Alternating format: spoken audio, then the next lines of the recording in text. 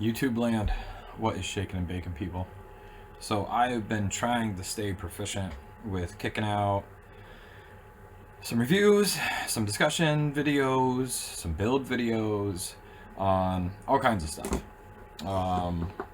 So I've got some ones coming up for more billet RBAs or Boro atomizers. That's a better way to put it.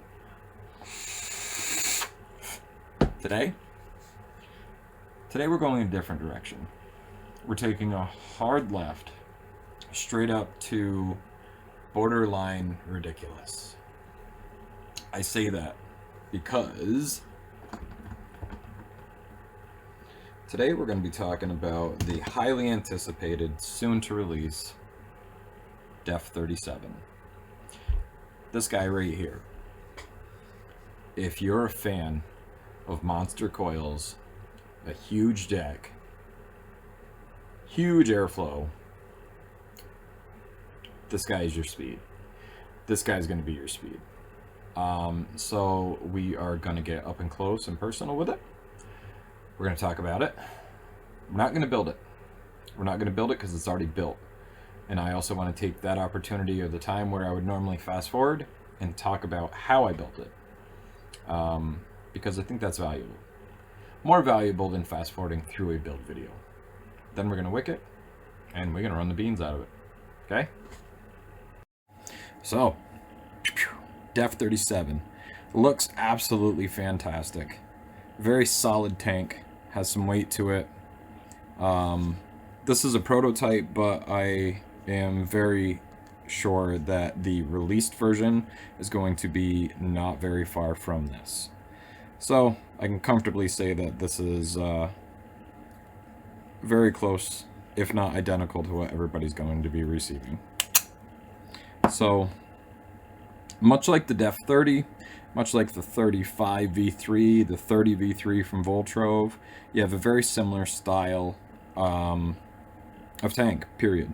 You have your airflow come up from the bottom, comes up between your coils, you have huge wick ports. These are actually deeper than the wick ports on the V3 series from Voltrove. So we actually wick this tank a bit differently than we do that series of tank. Also with this is behind these monstrous 6mm coils is side airflow. The side airflow on this tank works absolutely phenomenal. There is no ifs, ands, or buts about it. I absolutely love the 37 in comparison to the 30. Everything about it. Overall performance, the flavor off of the vape, everything. Absolute beast mode. So you've got your O-ring at the bottom. You have your index for lining up your tank sections, which I failed to do when I put it back together after cleaning it. Don't mind that. You got your big silicone gasket up top and your fill port. I would love to see that bigger myself, because there's a lot of us now with the industry and where it's at that use much larger bottles. So it's kind of hard. I don't want to say hard. It's not hard. It's kind of difficult to fill that juice port with a large bottle, simply because it doesn't fit in there. But we're just talking here. Fit, form, and function, everything on this works 100% perfectly. That is the goal. So, let's talk about this. Let's put this on this.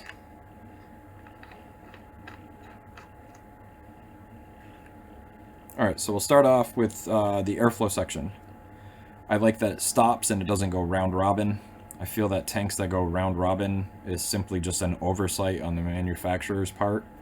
Shit shouldn't go round robin. You should be able to lock it and use that when you remove it, not sit there and fight with your shit. So, airflow stops. We like that.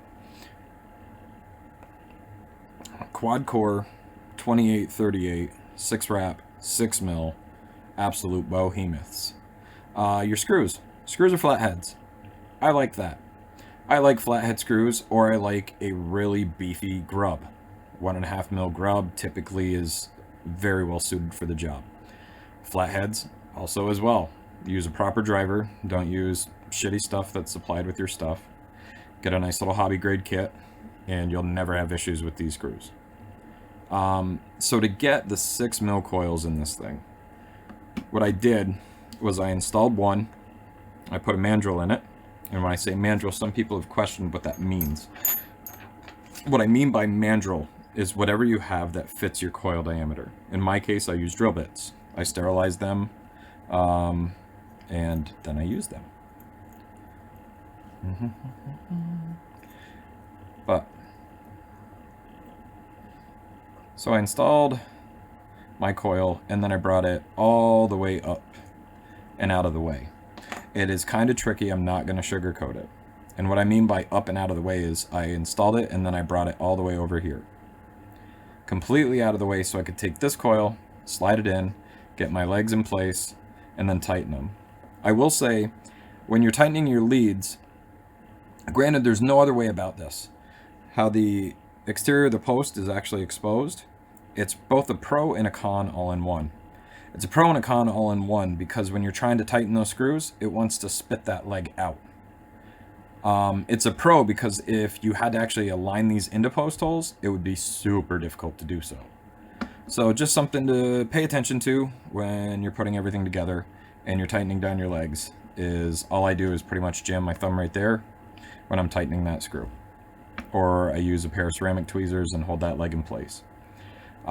So yeah, it's a little tricky to get them in, but thankfully, when you install a very nice quality set of coils, they're going to be in there for months and months and months, so you don't have to worry about changing them, unless you just get bored of them. On that note, I'm going to do a little dry fire, just to make sure everything's all good. I've ate probably 300 mils or so over these coils, and how you see them now is how they looked when I took the tank apart. At a little bit higher wattage, I feel that my cotton goes flatter sooner. And what I mean by flat is it just doesn't keep up wicking wise. That's all. When it goes flat, that's usually when I change. Clean everything, reset, refresh, and go. So these are 6 millimeter in diameter, which means we're going to be using right around 3/4 of an inch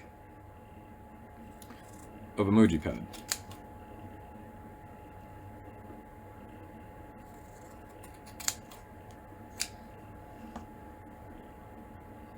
Perfect. I say perfect because that's how wide it is, but now let's get down to the test here. Again, with anything, you need to make sure you have enough cotton in your coil. Not so much that it messes it up when you're sliding it through, but enough to where it's snug. Too loose, and you'll have a spitty poppy coil that won't stay wicked, and you'll have issues. Too tightly wicked, and well, you could actually force hot spots from moving the build around so much. Or it just simply is going to choke in the coil because it needs to have room to expand, and it's not going to be able to do so. So as you see there, 3/4 of an inch for 6 millimeter. Nice and snug through the coil, not too much, not too little, just right. We go through and just peel off the outer layers. For me, it's habitual. I've just always done it. Does it still work if you don't peel it? Yeah, it still does.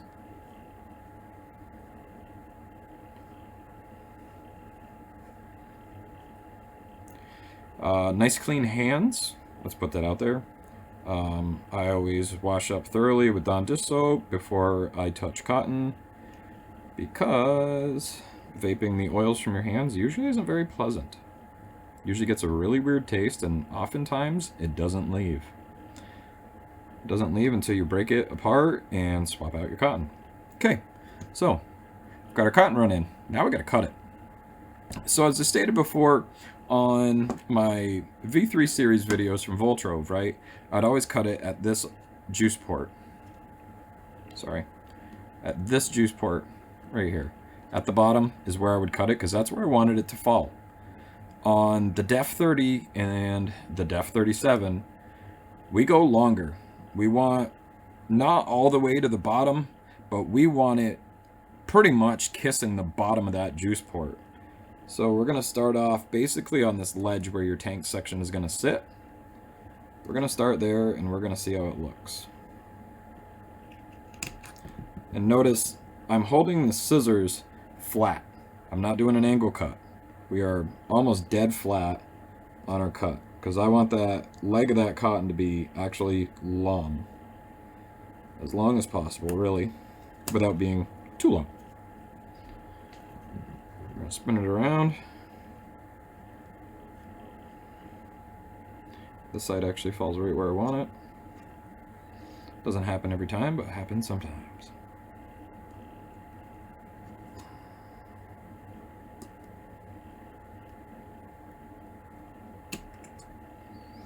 Okay. All right. Like I always say, when in doubt, fluff it out. Get that fluff game going. Some people say, oh, that step is overrated. It's not overrated. Just do it. Takes 30 seconds of your life.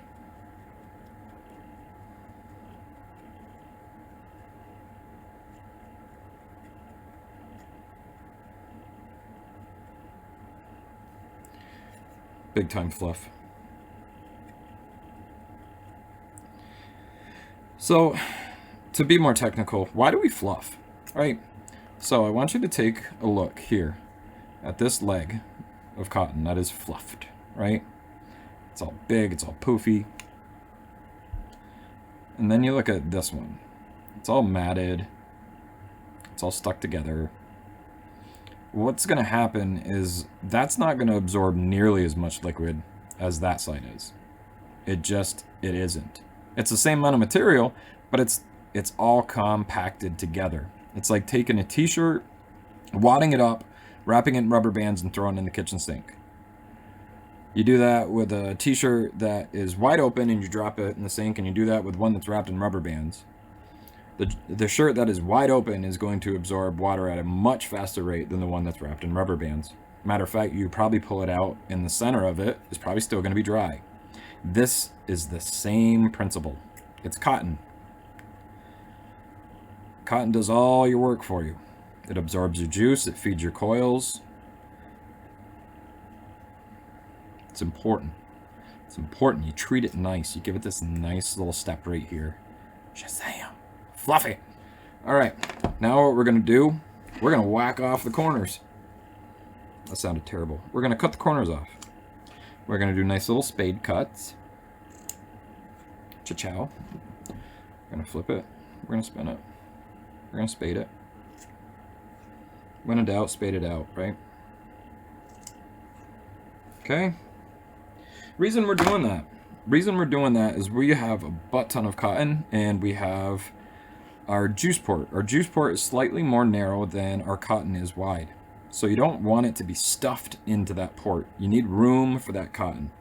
So we just nip the corners a little bit to make sure it doesn't choke it into the wick port.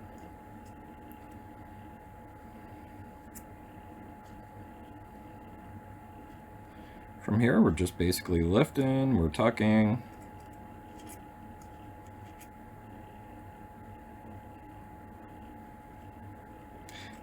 It's very similar to the Def 30. Very, very similar. It's just there's a lot more here. There's a lot more going on. The coils are absolutely monstrous. So, now that we got that side in, our wick port actually ends down here under that index key. My cotton finishes basically right at the bottom of this. It's not floating up here, it's at the bottom of this and a little bit longer. So I can stick my tool underneath that cotton. That's what we're looking for. And it was just as simple as making sure that you cut your cotton flush off of this lip right here. Let's repeat on the other side. We'll call this side the starboard side.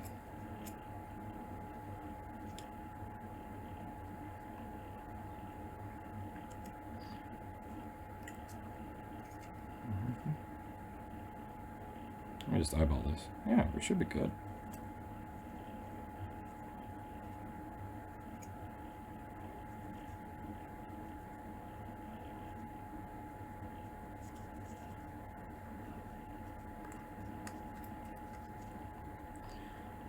Get all of our cotton in there. I actually think this side, for whatever reason, is a little thicker than the other side. And you just kind of, you can gauge that by feel, right? If it feels like you're forcing it, it's too much. It's too much. You're going to choke that out, and it's just not going to run right. At this point, you don't need to remove a lot. Just thin it out a little bit. Thin it out a little bit. And hit the old reset button. Now let's see what we're working with.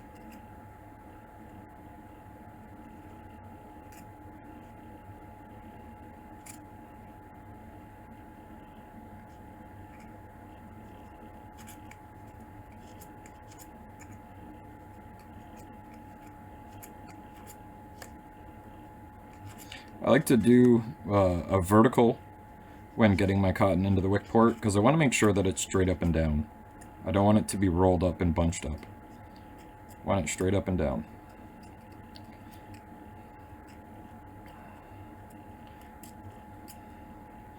Side's just a touch long, but we're going to leave it because this tank wicks extremely well.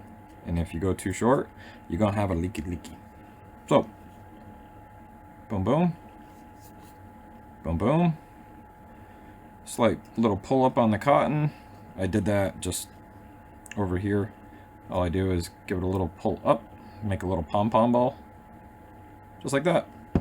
Okay, now we're ready to juice it. And run it, for that matter. So, for sauce, one of my dudes, Avi, with Mini Chef, sent me a bottle of Wanta Marinade. So, I've never had it. We're going to give it a go. Did a little finger test. Finger test was an A+. Very, very tasty. Very good. Who doesn't like watermelon?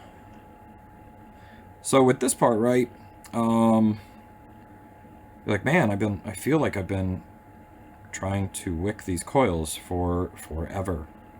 There's a ton of cotton here, okay? It's not just going to be a couple dabs and woo, we're good. No. We're literally probably going to sink about 5 mils of juice into this cotton before we put the tank together.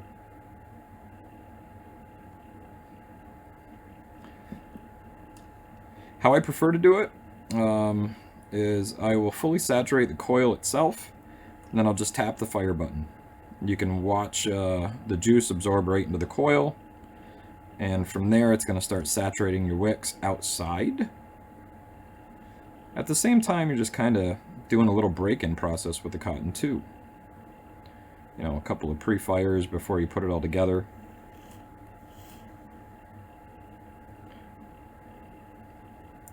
There's another one. When in doubt, pre-fire it out. You know what I mean?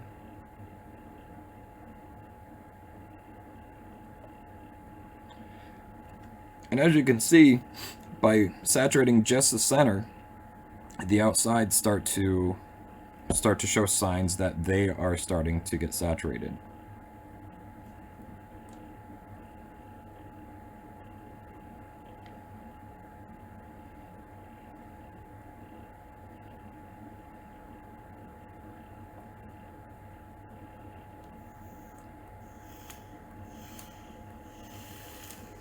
Okay, let's slap it together, take it up top, give her a run. Alright guys, we're back up top. Just filled her up. Just starting to get the little wicking bubbles going on. Again, we super saturated the cotton, so it probably won't, you won't see that rush of bubbles fly up. Just because she's juicy. A little inspection on the bottom. Squeaky clean. No juice down there. No leaks, no weeps.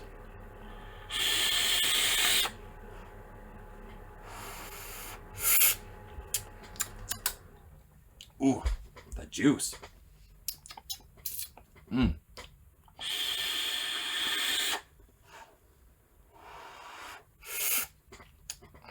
So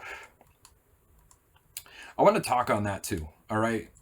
Before we go crazy and we go, Nick, you know, how much can this tank do?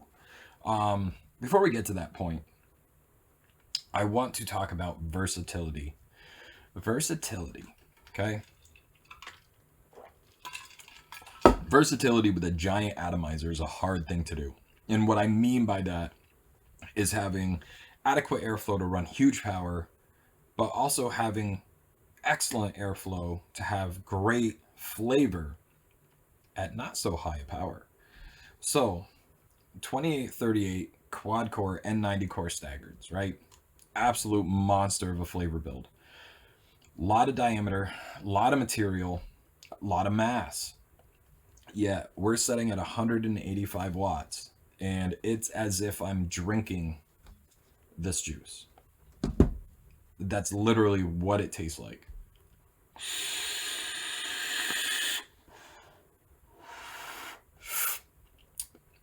Extremely satisfying tank, period. So, without further ado, let's take it up. That was at 185. We're going to jump right up to 325.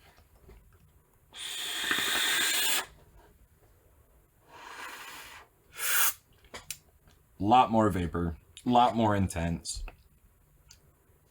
I don't want to say a lot more flavor, but with more everything, usually there's more intense flavor. Or there's different aspects of the profile that comes out.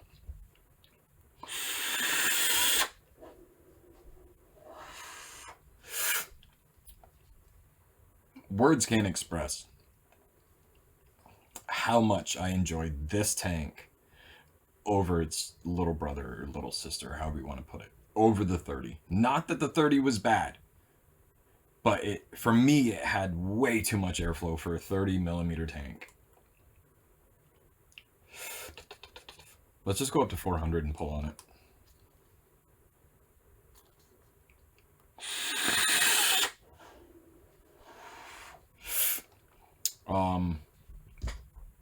Even at 400, it's just perfect. It's perfect.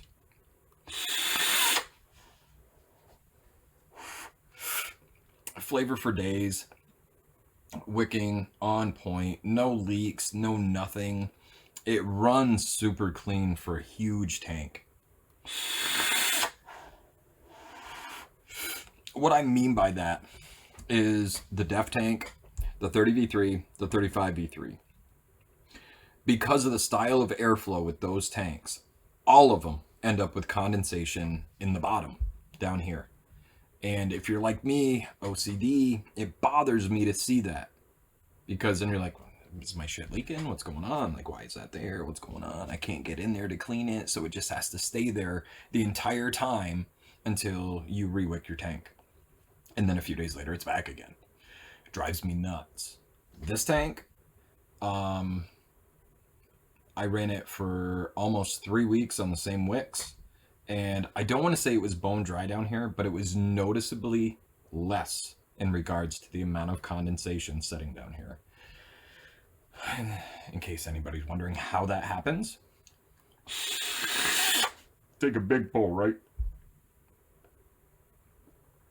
And then the tank has residual vapor that's coming out of it. That residual vapor kind of gets trapped in here. Gets trapped and then it dissipates, turns into moisture. This tank seems to just expel that, where it doesn't sit there and turn into condensation. Not at a rate like anything else I've used that's this style. So, not to say I'm tooting Lenny's horn, but I know a solid overall vape when I have a solid overall vape. And for me, this tank is an absolute fucking knockout. It's an absolute knockout. If you're into larger atomizers, 35 to 41s, and you don't have this in your collection when they're released, you are seriously missing out. I can't put that any other way. Like I said, the only cons that I have with the tank are what I discussed, and they're almost unavoidable. One is the kidney hole on the top. I'd love to see it a little bit bigger, but it's not necessarily needed. It's not. And then, for the legs of the coils, so long as you're just paying attention when you're doing stuff, it's second nature at this point. If you're running a tank like this, it should be second nature. But just chilling, man. 400 watts, just chilling. What about performance? Can it keep up? Let's see. We're going to chain vape it.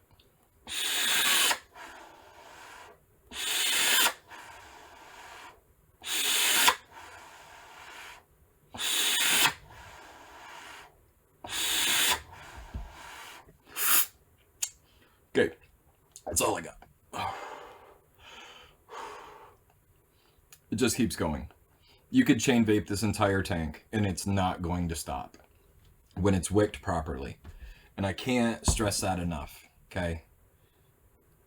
I have only ever in all of my time of using tanks heard of 2 defective tanks, period, out of thousands and thousands and thousands.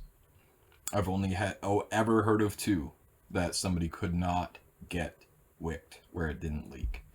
One was a DEF 30, one was a 30V2 from Voltro. Whatever came about, like if Lenny got his hands back on that 30 or if Mark got his hands back on that Mini, I don't know. But I've even offered to take in tanks for people that struggle with wicking to take care of it for them. Because the rarity of having a tank that leaks, not being user error, is like 0.01%. It's not often. So enough about that. DEF 37. I know a lot of people have this on their bucket list. I know a lot of people are ready for the pre-order to drop. I know a lot of people are ready to get their hands on it. So I felt that it was only suiting to get a little wick video up and a discussion on this tank, because it is phenomenal. That's all. Peace out, Girl Scouties.